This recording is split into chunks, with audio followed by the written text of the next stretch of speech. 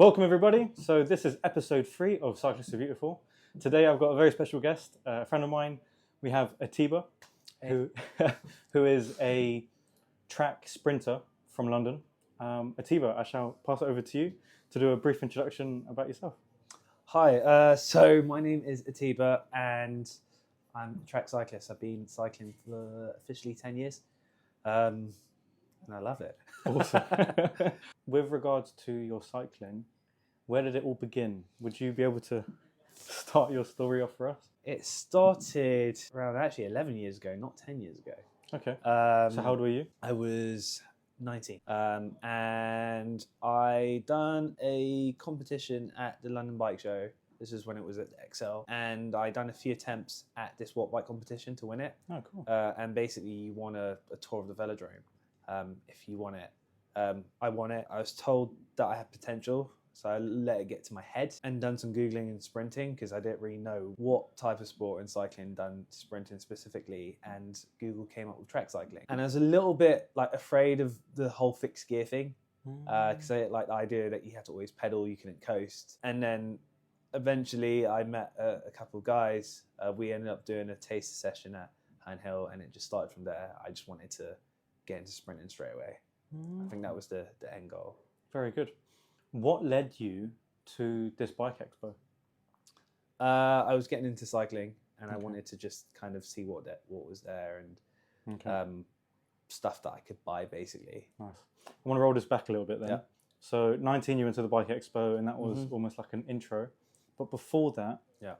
how did you start? Like, how did you get into cycling? So I wouldn't really class myself like as a typical cyclist before I got my first road bike. Okay. So I had like a really, really heavy mountain bike that got stolen, and I wanted something lighter and that was faster, that didn't feel sluggish. That bike felt really sluggish. It's like a cheap mountain bike. It looked quite nice, but it was cheap. And how old were you at this time? 19 as well. Oh, okay. So Yeah. this is so all 18, not 18. 19. Okay, sorry. fine. That's okay. Yeah. So 18 years old, you had this mountain bike, and before that, were Yeah. you cycling? Were you aware that cycling is a form of transport? Or Yeah, it was a form of transport, but I didn't really see it as a sport. I didn't really know much about bike racing and other types of cycling. Okay. But you were cycling to work or to school? More just cycling around. I wouldn't class it as Okay, like so it was- anything crazy. So you're just a teenager on his bike cycling around. Yeah. Cool. So it wasn't anything serious. That still is I think a key thing about what we're trying to talk about is the fact that cycling was a tool for you to travel around, and that you were okay with it. Yeah. So after you did the Herne Hill session, what developed? What started happening? I realised I had to get a track bike, Okay. and that took me a few years to get one. But I realised I had to get one if I wanted to race and do sprint sessions. So for a few years, were you using like the rental bikes? Yeah. Okay. And were you racing, or was it just training? And Mainly training. I did one race. My first track race was on a hire bike, and I can't remember where I finished, but I won my minor final. Wow. So I think I must have been like 7th or 8th overall, something like that. Wow. And that was with the tester gear as well, right? Because they have on the Yeah. test bikes, they've got like a reduced gear. Yeah, I can't remember what the gear was. It must Okay. have been like 88 or 84, but it Great. was tiny. Amazing. So for anyone who doesn't know about the tester bikes, so whenever you go to a velodrome, a lot of them will have these hire bikes that you could obviously rent out, and the gearing on it is just a lot smaller than what the racers would have. And what I mean by smaller is that it's easier to pedal, but it just means that your top speed is basically capped. So the fact that you did well in your first race with a capped gear is incredible. So what happened after that? So you bought your bike. What bike was it? It was a Planet X. And was that the carbon one? Which one was that? Yeah, so that was a carbon one. Okay. And how did you get on? Like, how did you find it? Really liked it. Didn't realise it was too small, but I kind of fell into that rabbit hole of road bike sizing is the same as track bike sizing, like most people. It did the job until I needed something better. At what point did you realise that the sizing was an issue? People told me. I didn't really notice straight away, but I started to notice after I was told that my bike was too small for me. Okay. I was a little bit unsure on like when I had to upgrade on what to get, but I knew that my bike was too small. Fair dues. I think when it comes to cycling, again, it's that knowledge that because we're such a welcoming community, that everybody's willing to share that with you. Yeah. So that's great. It's a hard one, really, because like in a situation where you tell someone something like your bike is too small, your bike is too big, sometimes it can be subjective, and sometimes it can be true. And saying to someone that they need to buy a new bike is quite a big thing to tell someone, and it can be seen as rude on some occasions. Yeah, it's true. I suppose they're unaware of perhaps the struggle that we go through. So to address the elephant in the room, which I think is quite important, you are one of the few coloured athletes who race in track sprinting. How did you find that when you got into the sport? I kind of knew it was a thing.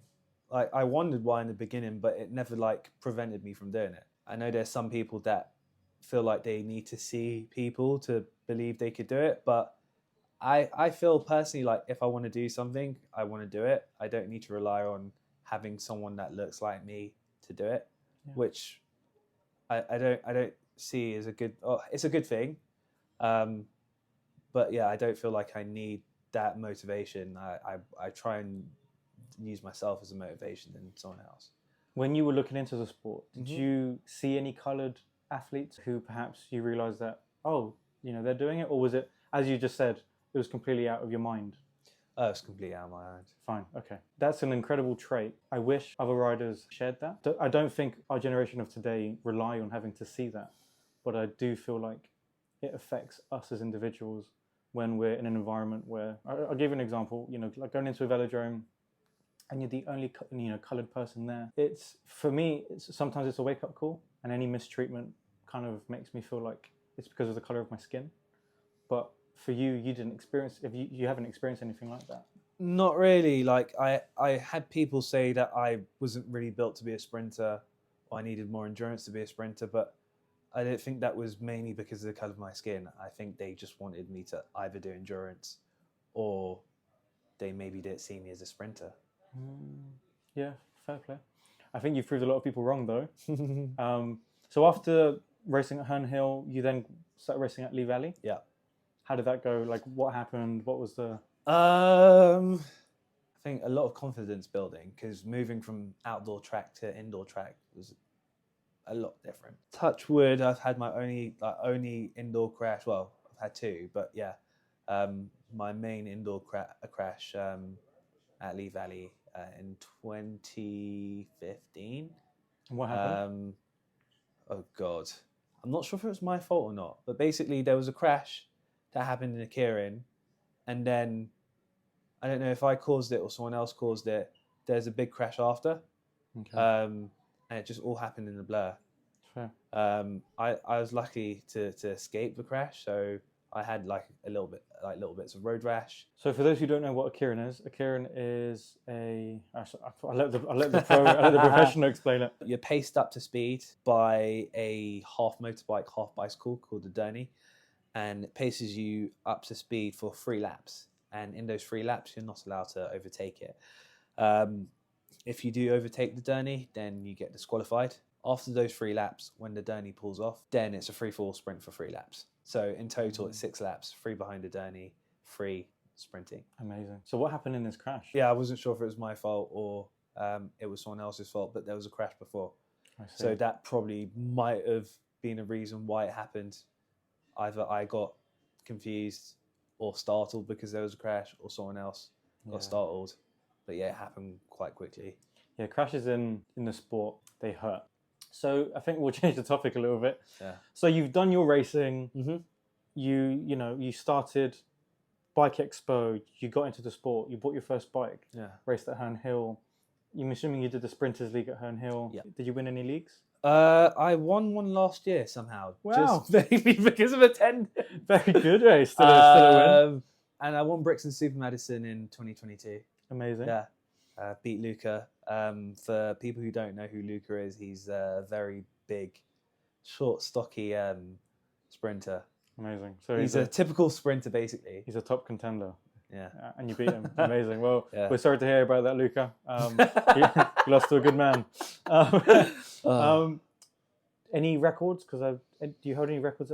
Not anymore. So I used to have the kilo one, but someone else took that away. And then certain people that had an event that had a kilo took it away.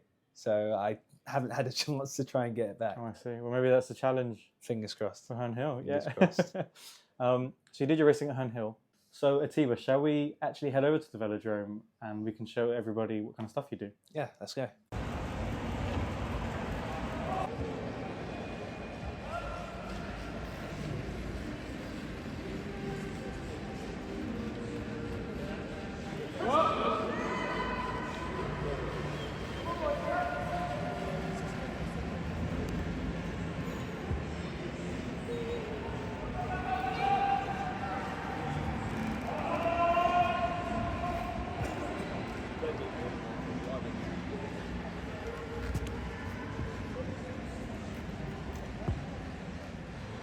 Right, so we are now over here at Lee Valley Velodrome and I am with Atiba. Hi. So we've just spent some time watching you do your flying 200s. It was incredible, man. You just went so fast. Talk to me about your experience here. You know, when you walk through the doors, like what kind of feelings do you get? Just like a second home, really. That's all I can really say.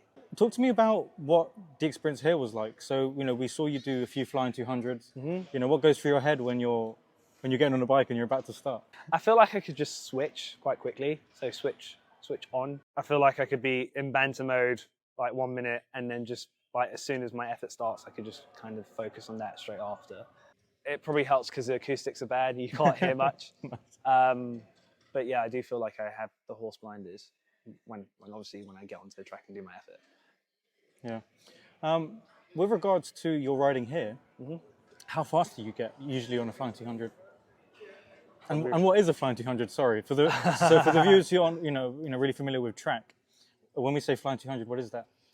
So it's basically a time trial, but a flying effort. So you get a build up. So in total, it's 3.5 laps, and for 2.5 laps, you get a build up to basically fly into 200. So you only get time for 200 meters, but you need to use the track in a certain way to fly into it fast enough for the time to be as fast as possible. Right. Okay. And how fast would someone get, or how fast? Yeah. Like, what's your fastest speed in the flying 200?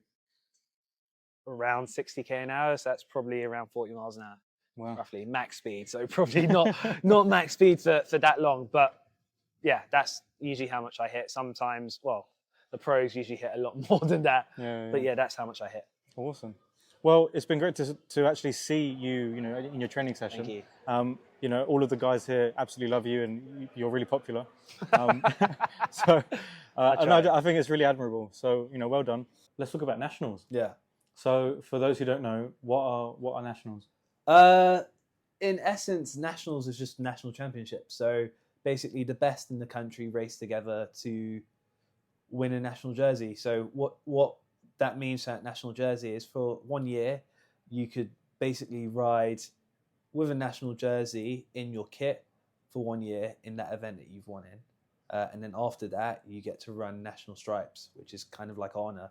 I don't know what the equivalent is outside of cycling to national jersey. It's one of those things that I think are quite specific to the sport, but that's really cool. So you've done a few nationals now. Yeah. What's your best effort? What's your best achievement? Probably 2022 when I PB'd in the kilo, which is like my favourite event. I'd done a 1049. So I had to qualify. So I qualified on the Thursday, PB'd, got a 105.8, and then on the final, where I just had to do an effort, I PB'd again, where I got a 104.9, which was really good. Amazing. And just to clarify, a 104 means 1 minute, 4 seconds, and 1/9 of a second. Yeah. Amazing. That's really, really cool. Have you hit any of those times recently? No. So the closest I got was like a 106.4. Okay. This year. But we're literally talking seconds here. Yeah, but it's still like for a short distance, it makes a big difference. You were at nationals this year. Yeah. How did that go? Yeah, not bad. So as I mentioned, I got a 106.4, which isn't a PB for the kilo, but it wasn't bad. I took some risks, and I completely accept them. It could have been a lot worse time-wise. So what kind of risks did you take? I changed my setup a little bit. So when you do an event like nationals, it's a UCI race. So what that means is that your bike has to fit to certain regulations. So Generally, it needs to be a certain length maximum or minimum. And I realized I could go a bit longer, so I decided to go a little bit longer. And I decided to run a bigger gear than usual, which I think it was a bit too big for the kilo. So, bikes. A very obviously, a very big part of this whole, YouTube series. You bought the Planet X, but then you bought a Dolan DF4. Yes. How recent was that? That was after Nationals. So, because the whole UCI situation in terms of regulations, when I got my bike checked, I realized that I was on the limit. I need to go longer. And like talking to other people, they could tell that my bike was a bit small, like especially looking at the seat post. There's a lot of seat post sticking out. So I did a rough roll around on someone's DF4, and I was just like, yeah, that's the right size. So went in, bought a DF4, and then played around or had the bike since. So played around with the setup a lot. I have a tendency to do that. And I feel like I've gotten to a point where I'm okay on it. I probably could go a little bit longer on it, but I'm at the UCI limit in terms of how long I could go. And you got a bike fit done as well, didn't you? I've had multiple bike fits. Okay. Who was the best one? We won't talk about that. But cool. So you got the Dolan. What other bikes do you have? So I've got my custom geometry road bike. I'm not going to say the name because I feel like I'm going to roast it, which I love. I've had that since 2021.